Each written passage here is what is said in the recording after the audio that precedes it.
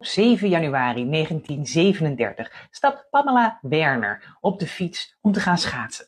Pamela gaat inderdaad schaatsen met 2 vriendinnen, die zwaaien haar uit en daarna moet ze door een ruig stukje Peking fietsen.